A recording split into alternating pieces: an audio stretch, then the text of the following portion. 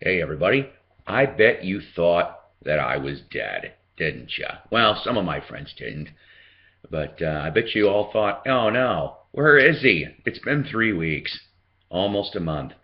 Well, you know what, guys? I got knocked with that flu. I don't know if you remember the one that's going around the country. That got me out for about 8, 9 days. I really couldn't do anything. Sucked. Combined with I had a lot of other things going on here, personal in my life.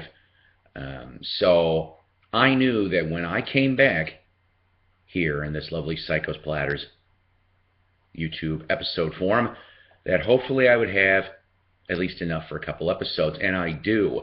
So welcome again, ladies and gentlemen, to episode, what is it? 47. Yeah, we're getting there, aren't we?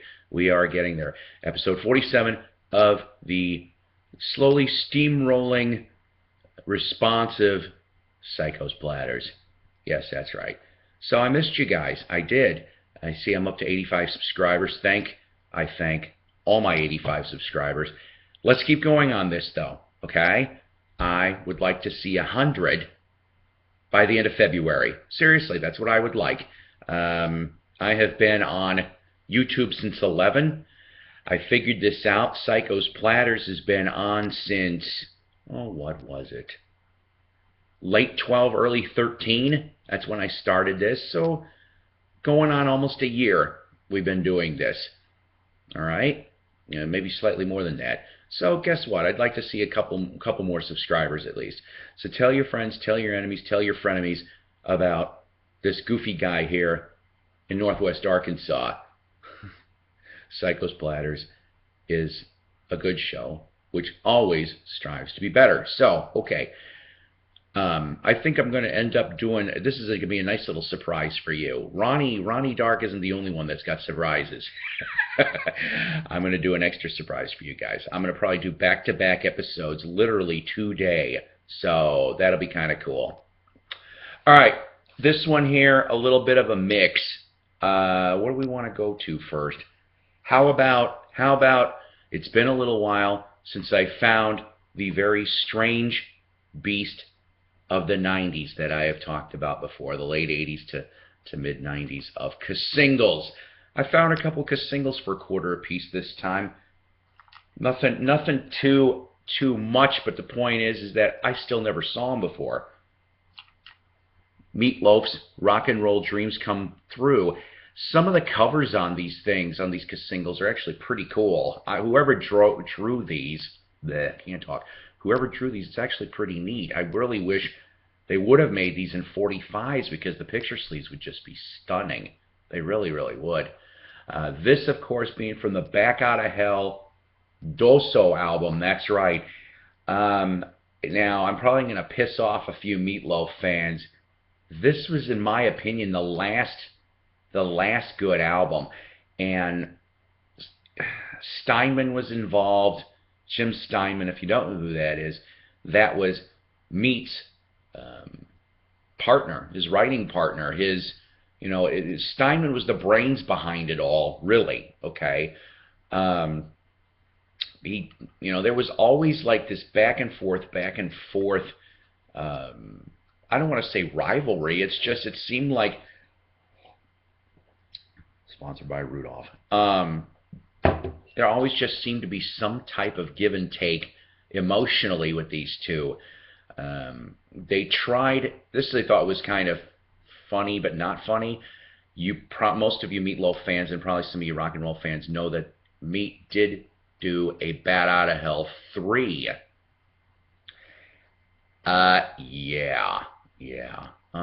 No, that was a piece of garbage.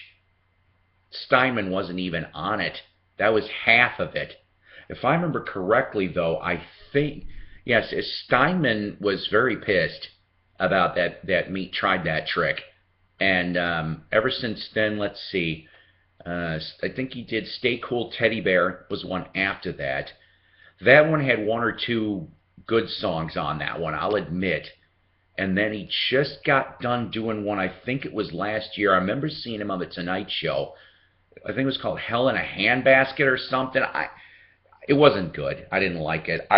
Meat's talking about, or at least he was talking about retiring, okay, from the road. Something must have changed his mind, or maybe he started feeling better because I know he had health issues too. And he's a member of my birthday club. That's right, Marvin Lee Day, aka Meatloaf, was also born on the 27th. So I can't fault him for that. I like him. At least as a person, I think he's a neat person. As a singer, I think he's a really decent singer. Bat Out of Hell 2 was a really good album. Bat Out of Hell was the best album, seriously, of his career. I hate saying that, but it's the truth. So, okay, this one here, like I said, Rock and Roll Dreams Come Through, along with the flip of I'd Do Anything But Love, but I won't do that live, okay? And then this first one here is the single for I'd Do Anything for Love, which I know you can't see it because, well, somebody, I don't know what they did. They went and taped around it a little bit. I don't even see any breaks as to why they would have taped this. But it's a neat drawing of a lady holding, I think, a sphere. That's what it looks like, a sphere of light. Really strange. And, of course, the flip is just simply a remix of the same song from there. So, like I said, I don't find too many singles, but singles are not exactly that easy to find anymore. I know that much. All right. What else here? How about this? I also found in the same haunt some videos. VHSs, okay? I still have yet to see this. Lynyrd Skynyrd Freebird the movie. I do know that this, at least most of this, is taken from the 76 Nebworth performance over in England, which, you know, like I said, I can't wait. I mean, you got original Skynyrd here. I know, what was it, McCartney was there for some reason watching behind the scenes and stuff. A few other people. So really, really could be a cool gig. I cannot wait to see this. And lastly, this one I thought was pretty cool. I've never seen this one either. Metallica's 2 of 1. Yeah, that's right. It's from 1989 on Elektra Video. The One videos.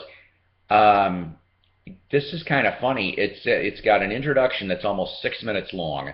Okay, your original version, the one that we're used to from MTV, which, you know, when I do see that video about once a year, still gives me chills up my spine. If you've never seen the video, the official music video for One, go watch it. The song I am told was written after one of the members. I can't remember if it was Kirk or it was Lars. I get this confused, or James. It's one of those three. I'm sorry. Watched a movie from 1970 called Johnny's Got His Gun, which was it was really an anti-war film filmed in black and white about a guy who, he's a young recruit in Nam, steps on a landmine and literally blows off his arms and legs. He's got no arms, no legs. He can't talk, see, hear. He's trapped. And that's a scary feeling. But what an inspiration for a song! God, it is probably one of the last coolest Metallica songs off of the album Justice for All. And then the third one is there's a jamming version, which is like a little over 5 minutes long. So I want to see that. So those, I picked those up for like, I think it was like 75 cents a piece. Couldn't screw that up. Also, let's see here. It's kind of funny. I don't know about you, but I don't get to see too many record books in the used books when I go to a resale shop. This one here says $2, but I think if I remember correctly, I got it on sale for $1. Goldmine Price Guide to 45 RPM Records. This one is from 1996, so it's a heck of a lot better updated, newer edition as opposed to my older book. So that'll be really nice. Yeah, well, when you're, you know, those price guides, they keep jacking up in price, you know, so when I can find something that's more current than the old stuff, of course I'm going to grab it. This one for $1, I couldn't pass this up, especially with a little bit of the story behind this, okay? Anybody like Andy Williams? Hey, Mike, Mike Adams from Night Owl. I know you like Andy Williams. I like Andy Williams. I wish I could have seen him perform. I remember there were several times in Branson I was supposed to go see him perform, especially in a Christmas show, and something bad happened. It always did. Don't know why.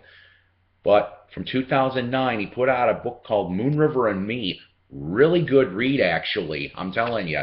The thing that surprised me when I went to this place was it actually said here, and I can't read this, but it says, to my wonderful wife, can't read the rest, Christmas Eve 2009,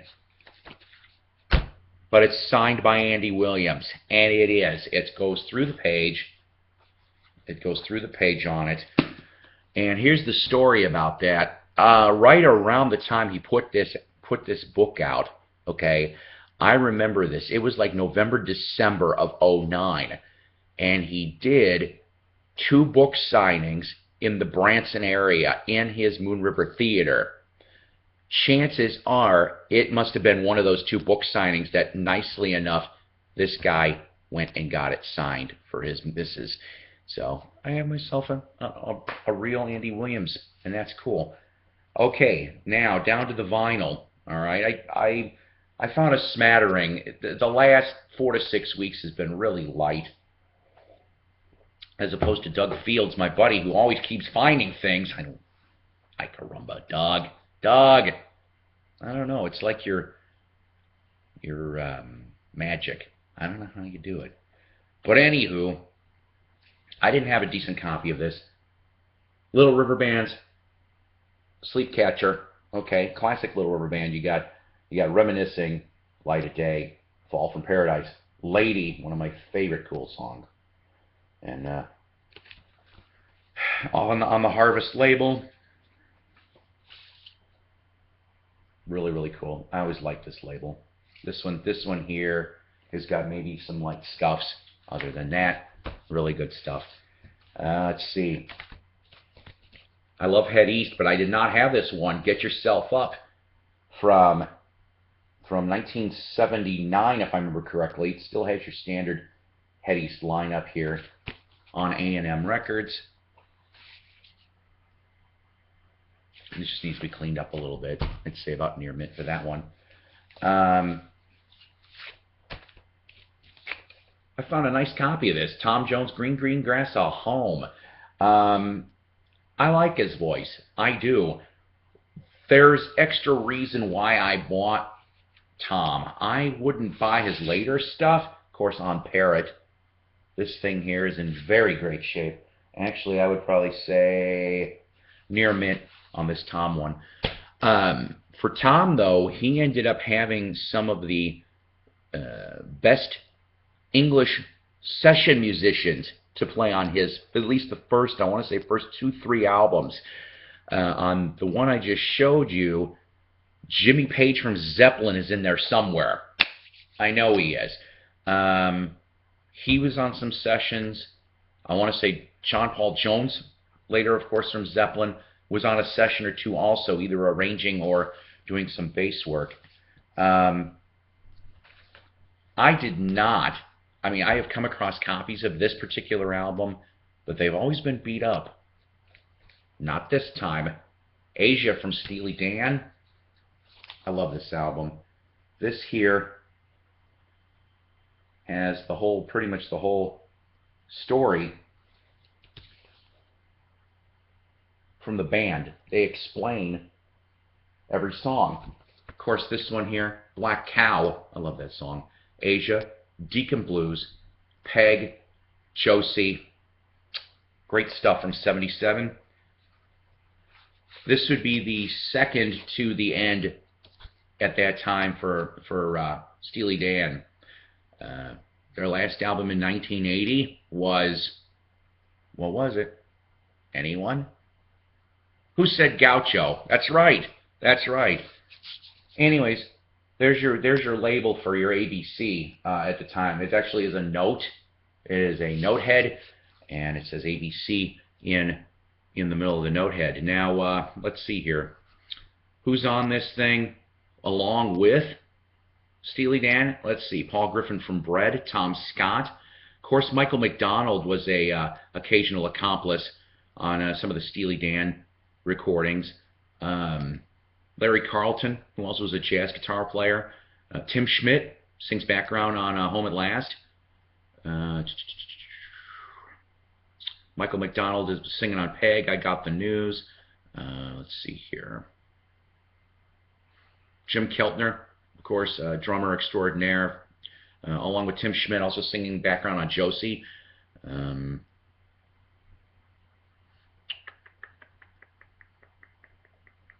Walter Becker, too. Michael O'Martin, who is a producer. He's also a Christian producer. He's worked on a lot of stuff. He's on here, too, playing piano on Asia. Tim Schmidt, of course, singing background again. Lee Rittenauer on Deacon Blues. So a lot of good people on here. It says here Steve Gadd is on here too, but I didn't see that in the credits. But really good for 1977. I like Old Steely Dan.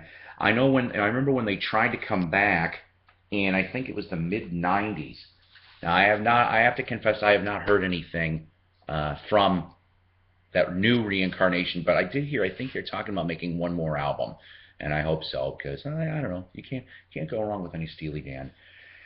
All right, this one here, I am a big fan of the old stuff, but I actually have never seen this particular album. Guess Who? All This for a Song on Hilltack. Hilltack, small label, Atlantic distributed. Your lineup, though, down here starts to get pretty sparse. Here's your back cover, of course, showing your maple leaf and the beaver and everything else like that. I said beaver. But you're pretty much down to Jim Cale from the original lineup. He was the one that held it together in the late 70s. The other people, I hate to admit this, are not really anything stellar with the band. Don McDougall, can't talk here. He showed up for in 72, 73 with Guess Who. So he was on a few things, but Cale was the one who ran the show. That's what Hilltack label looks like. This last album that I have here, you wouldn't think there really was anything odd about the Osmonds Homemade. I already have a copy of the Osmonds Homemade. Here's the front and back of that, right? Okay. This is what got me. And I can't believe nobody bought this. Just for a lark, okay? So, got the Osmonds Homemade, beautiful MGM label, all right? But the flip side has got a Reprise label, Jimi Hendrix, Soundtrack to Rainbow Bridge. How's that for screwed up on the plant, right? First of all, can somebody give me an explanation as to why MGM and Reprise were running on the same plant? That's like two different companies. It didn't make much sense unless maybe some of these printing presses back in 1973 or so didn't care. They just ran everybody's albums. But when I found that, I'm like, oh, I got to get this. That might be the only time that you're going to get the Osmonds and Hendrix on the same record. I don't know. But I just thought that was kind of funny. All right, guys. Shout-outs really quick. Of course, Wax Museum with Ronnie Dark is always up on the top there. The best show on Sunday nights in this United States. It is the truth. You don't know what I'm talking about? You better start listening. And that's not just an order. That is an act of love, kids. I am suggesting that you go like and subscribe Wax Museum with Ronnie Dark before this coming Sunday show. Because if I remember correctly, this Sunday show, let's see, February, or is it the next Sunday? I am so sorry. I have not had a chance to take a look. Coming in the next 2 Sundays somewhere is the Uni Record Show. Yes, he's going to go and explore the Uni label, the one that was put out in the late 60s, early 70s, and had a lot of hidden, unknown talent that some of you record people may not have heard any of these recordings. I am half excited. Like I said, up When I was growing up, my limited knowledge at the time was knowing that Neil Diamond, Elton John, who else was on there? And Strawberry Alarm Clock were on Uni. And you guys probably knew that too. But there was a lot more. There was a darker set. No, there wasn't. I was just kidding. But there was other bands like Geronimo, Fallen Angels, Bullet, bunch of other little hidden gems. And I cannot wait to hear what he's going to pull for this show. This ought to be great. So like him on Facebook, subscribe, and you want to listen on Sunday from 6 to 9 p.m. Central Standard Time, you click on the link below the profile pic. And if you also have tuned in, I guess I'm told you can actually type Wax Museum in the tuned in spot, and you will be able to listen that way too. And also, of course, if I'm going to be mentioning Ronnie, you know damn well I'm going to mention The Night Owl with Mike Adams. That is the best show for lounging exotica. Let's say you got yourself a really rough Sunday. You're like, oh, church was just something else. Those people out there was something else. I need a drink. I need the samba. I need the rumba. I need to do whatever martini imbibement does for someone. Then you listen to Night Owl Lounge with Mike Adams. He is the best in lounge and exotica from 9 to 10 p.m. Central Standard Time. Also on the same station as Wax. Right after Wax, you get to hear that. And that's a piece of beauty. It is entertainment. You never know what he's going to play. 1 minute it'll be Ventures. 1 minute it'll be Frank Sinatra. Another minute, what was it? What was he playing the other day that I had stuck in my head for days? Fernando's Hideaway. Or Hernando's Hideaway. That one drove me nuts for a couple of days. Thanks, Mike. So we have those 45 RPM Collectors Club YouTube vinyl community. Shindig magazine. I'll be getting the new issue real soon. That one's really good too. The Beatleism one from last one. Stellar, guys. On the articles on Nilsson and Paul McCartney and Wings. Really good stuff. The Ruddles. Oh man, I love the Ruddles. All of that was fantastic. Record Collector magazine as well. AOR magazine's got a new one on sticks. Go grab those. Some really good, fantastic stuff. Record Collector's Paradise is also a new one. I want to shout out to. I just joined them this week, along with Do You Like Monkeys Music Like I Like Monkeys Music? Another group I joined, the Purple Flower Gang. Go join that on Facebook too. They got some nice pictures as well, and I'm going to be posting for the Purple Flower Gang some of my YouTube monkey concert videos from last August as well. So let's see, anything on the concert horizon? I'm going to tell you the God's honest truth, no. January pretty much sucked. February at this moment doesn't have, I mean, the closest thing, and I just don't know if I'm going to be able to get out there, is Dr. Lonnie Smith. He's a jazz man he's been on over 70 albums. The man's been around for decades. I wouldn't mind catching to see that. I just don't know if I'm going to be able to on that one. Other than that, it might be pretty quiet till about April when the Harley joint opens up. So hopefully maybe starting in April we'll have some more concert vids to show for you guys out there. So until next episode, take care, God bless, rock on. I'm back. Did you miss me?